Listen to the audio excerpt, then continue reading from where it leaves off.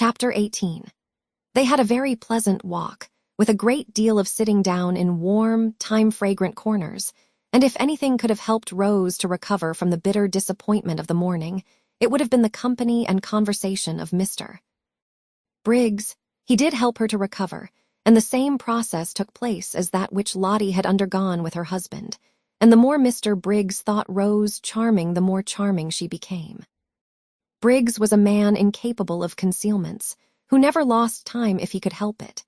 They had not got to the end of the headland where the lighthouse is. Briggs asked her to show him the lighthouse, because the path to it, he knew, was wide enough for two to walk abreast and fairly level, before he had told her of the impression she had made on him in London. Since even the most religious, sober women like to know they have made an impression, particularly the kind that has nothing to do with character or merits, Rose was pleased. Being pleased, she smiled. Smiling, she was more attractive than ever. Color came into her cheeks and brightness into her eyes. She heard herself saying things that really sounded quite interesting and even amusing.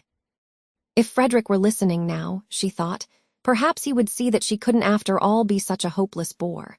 For here was a man, nice-looking, young, and surely clever. He seemed clever, and she hoped he was, for then the compliment would be still greater, who was evidently quite happy to spend the afternoon just talking to her. And indeed, Mr. Briggs seemed very much interested.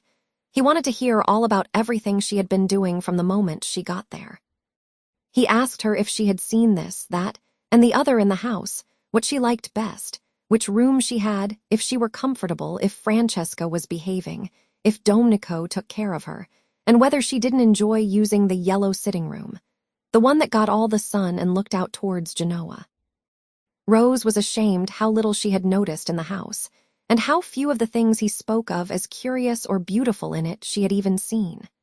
Swamped in thoughts of Frederick, she appeared to have lived in San Salvador blindly, and more than half the time had gone, and what had been the good of it? She might just as well have been sitting hankering on Hampstead Heath. No, she mightn't. Through all her hankerings she had been conscious that she was at least in the very heart of beauty. And indeed it was this beauty, this longing to share it, that had first started her off hankering. Mr. Briggs, however, was too much alive for her to be able to spare any attention at this moment for Frederick, and she praised the servants in answer to his questions, and praised the yellow sitting room without telling him she had only been in it once and then was ignominiously ejected. And she told him she knew hardly anything about art and curiosities, but thought perhaps if somebody would tell her about them, she would know more, and she said she had spent every day since her arrival out of doors, because out of doors there was so very wonderful and different from anything she had ever seen. Briggs walked by her side along his paths that were yet so happily for the moment her paths, and felt all the innocent glows of family life. He was an orphan and an only child, and had a warm, domestic disposition. He would have adored a sister and spoilt a mother, and was beginning at this time to think of marrying. For though he had been very happy with his various loves, each of whom, contrary to the usual experience, turned ultimately into his devoted friend, he was fond of children, and thought he had perhaps now got to the age of settling if he did not wish to be too old by the time his eldest son was 20. San Salvador had latterly seemed a little forlorn. He fancied it echoed when he walked about it. He had felt lonely there, so lonely that he had preferred this year to miss out a spring and let it. It wanted a wife in it. It wanted that final touch of warmth and beauty, for he never thought of his wife except in terms of warmth and beauty. She would of course be beautiful and kind. It amused him how much in love with this vague wife he was already. At such a rate was he making friends with the lady with the sweet name as he walked along the path towards the lighthouse, that he was sure presently he would be telling her everything about himself and his past doings and his future hopes.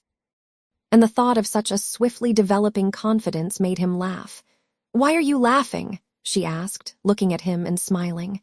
"It's so like coming home," he said, "but it is coming home for you to come here. I mean really like coming home. To one's family. I never had a family. I'm an orphan." "Oh, are you?" said Rose with the proper sympathy. "I hope you've not been one very long. No, I mean, I hope you have been one very long." "No, I don't know what I mean, except that I'm sorry." He laughed again. "Oh, I'm used to it. I haven't anybody, no sisters or brothers." "Then you're an only child," she observed intelligently. "Yes. And there's something about you. That's exactly my idea of a family." She was amused. "So cozy," he said, looking at her and searching for a word. "You wouldn't think so if you saw my house in Hampstead," she said, a vision of that austere and hard-seated dwelling presenting itself to her mind, with nothing soft in it except the shunned and neglected dewberry sofa. No wonder, she thought, for a moment clear-brained, that Frederick avoided it. There was nothing cozy about his family. "I don't believe any place you lived in could be anything but exactly like you," he said. "You're not going to pretend San Salvator is like me." "Indeed, I do pretend it. Surely you admit that it is beautiful." He said several things like that. She enjoyed her walk. She could not recollect any walk so pleasant since her courting days.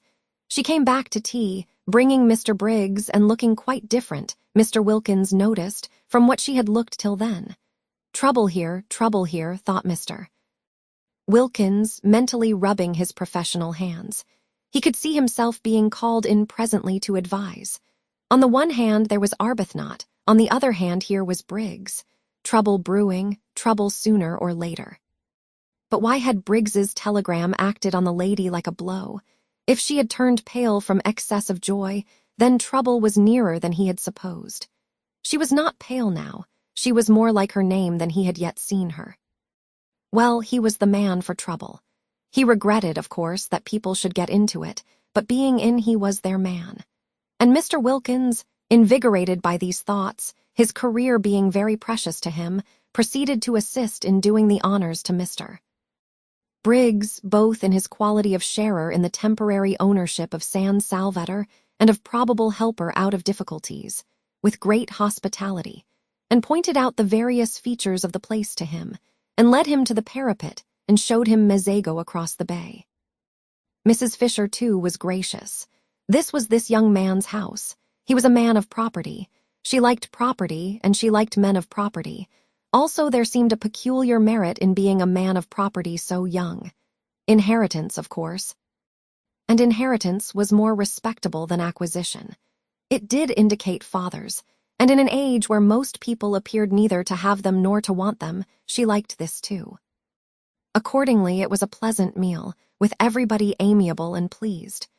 Briggs thought Mrs. Fisher a dear old lady, and showed he thought so. And again the magic worked, and she became a dear old lady. She developed benignity with him, and a kind of benignity which was almost playful. Actually, before tea was over, including in some observation, she made him the words, "my dear boy."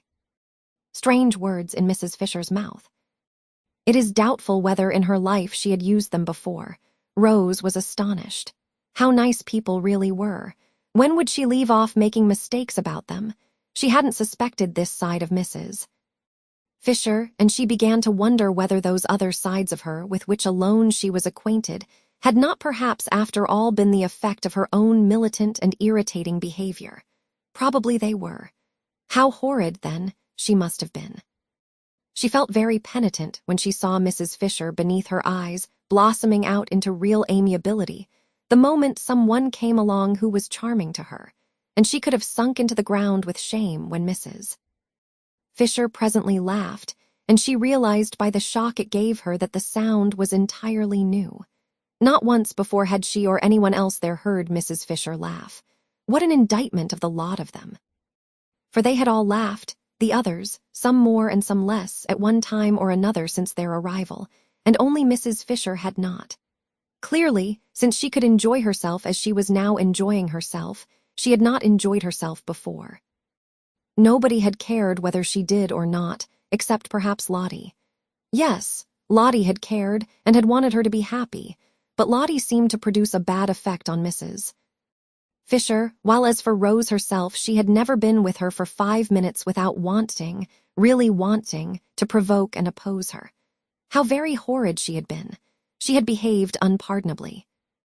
Her penitence showed itself in a shy and deferential solicitude towards Mrs. Fisher, which made the observant Briggs think her still more angelic, and wish for a moment that he were an old lady himself in order to be behaved to by Rose Arbuthnot just like that.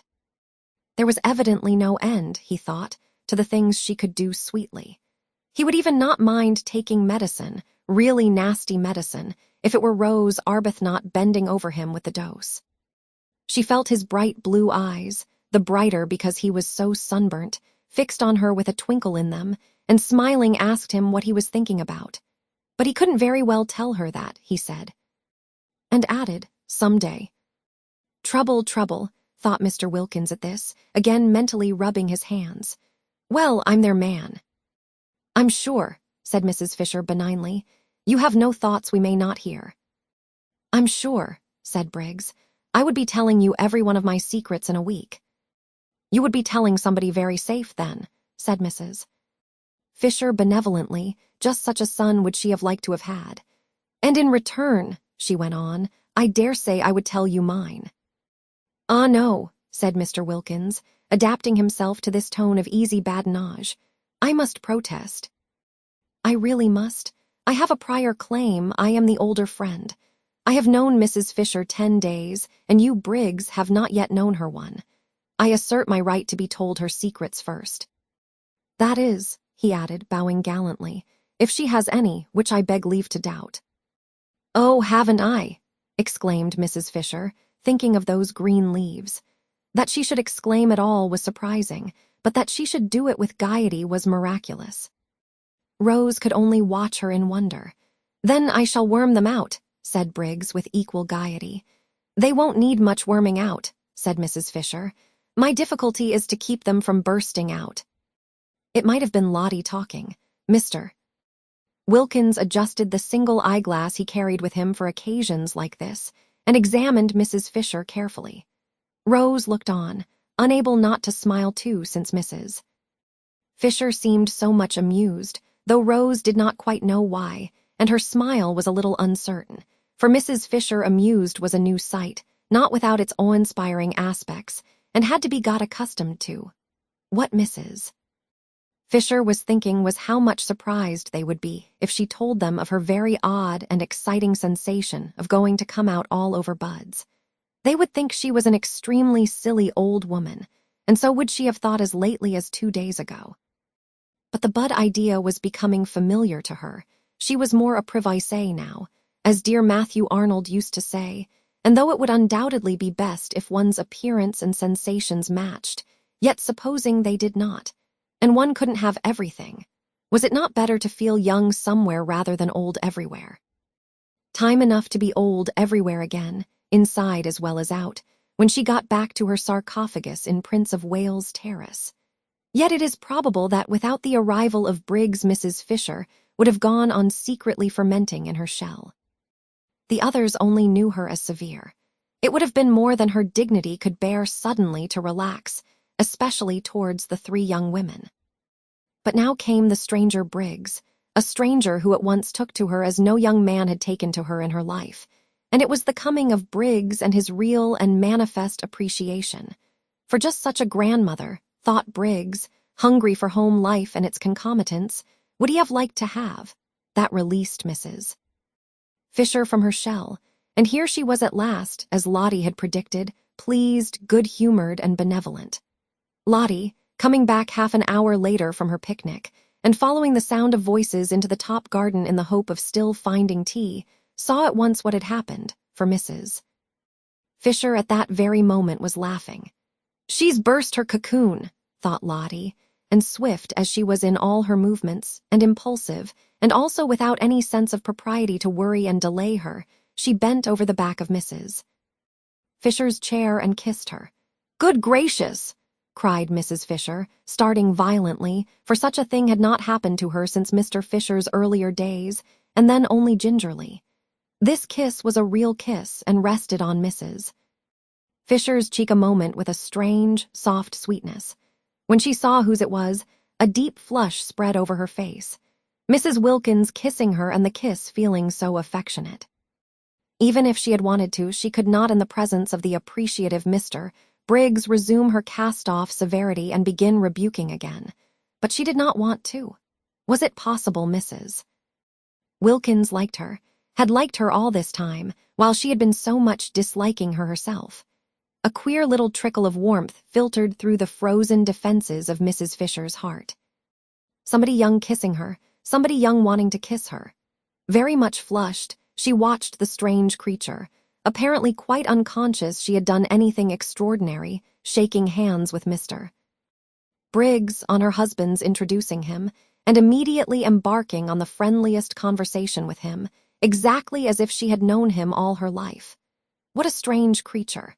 What a very strange creature. It was natural, she being so strange, that one should have, perhaps, misjudged her. "I'm sure you want some tea," said Briggs with eager hospitality to Lottie. He thought her delightful, freckles, picnic untidiness, and all. Just such a sister would he. "This is cold," he said, feeling the teapot. "I'll tell Francesca to make you some fresh." He broke off and blushed. "Aren't I forgetting myself?" he said, laughing and looking round at them. Very natural, Mr. Wilkins reassured him. "I'll go and tell Francesca," said Rose, getting up. "No, no," said Briggs, "don't go away." And he put his hands to his mouth and shouted. "Francesca," shouted Briggs. She came running. No summons in their experience had been answered by her with such celerity. "Her master's voice," remarked Mr. Wilkins. Aptly, he considered. "Make fresh tea," ordered Briggs in Italian. "Quick, quick." And then remembering himself, he blushed again and begged everybody's pardon. Very natural, Mr. Wilkins reassured him. Briggs then explained to Lottie what he had explained twice already, once to Rose and once to the other too, that he was on his way to Rome and thought he would get out at Mezzago and just look in to see if they were comfortable and continue his journey the next day, staying the night in an hotel at Mezzago. "But how ridiculous," said Lottie. "Of course you must stay here, it's your house. There's Kate Lumley's room," she added, turning to Mrs. Fisher. "You wouldn't mind Mr. Briggs having it for one night."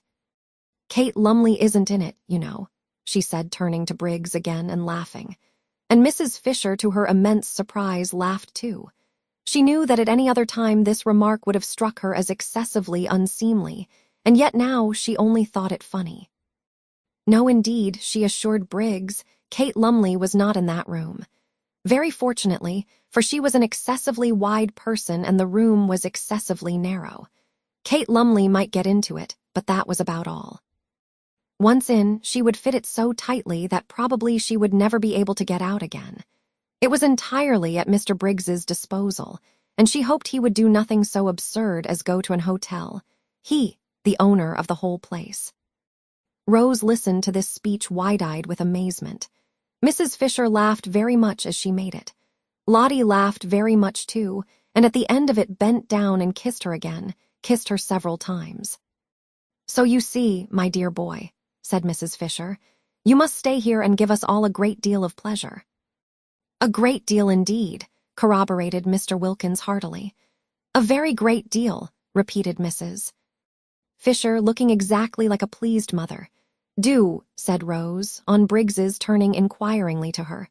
"How kind of you all," he said, his face broad with smiles. "I'd love to be a guest here. What a new sensation." And with three such. He broke off and looked round. "I say," he asked, "oughtn't I to have a fourth hostess? Francesca said she had 4 mistresses." "Yes, there's Lady Caroline," said Lottie. "Then hadn't we better find out first if she invites me too?" "Oh, but she's sure," began Lottie. "The daughter of the Droitwiches, Briggs," said Mr. Wilkins, "is not likely to be wanting in the proper hospitable impulses." "The daughter of the," repeated Briggs. But he stopped dead, for there in the doorway was the daughter of the Droitwiches herself. Or rather, coming towards him out of the dark doorway into the brightness of the sunset, was that which he had not in his life yet seen but only dreamed of, his ideal of absolute loveliness.